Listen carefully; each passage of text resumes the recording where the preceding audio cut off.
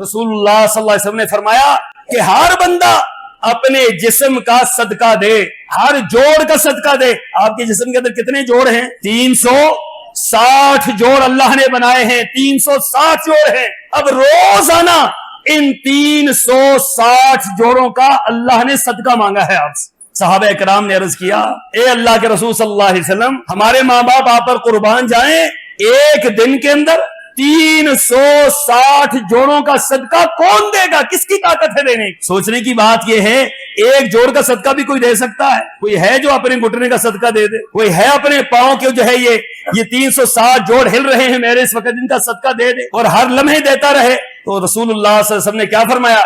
आपने फरमाया 2 रकत चाश्त की नमाज, 2 रकत चाश्त की नमाज, जिसे आप कहते हैं, इसको हमारे यहाँ चाश्त की नमाज भी कहते हैं, और कई नाम लोगों ने, अव्वाबीन भी लोगों ने रखा है। बाद लोग कहते हैं अव्वाबीन मगरिब के बाद है, मगरिब के बाद नहीं है, ये नमाज अव्वाबीन है। तो जो चाश्त की नमाज है, इशराक के बाद जो नमाज पढ़ी जाती है, ये अव्वाबीन की नमाज, ये बुनियादी तौर पर फजीलत वाली नमाज है। और सहाबा किराम कब पढ़ते थे?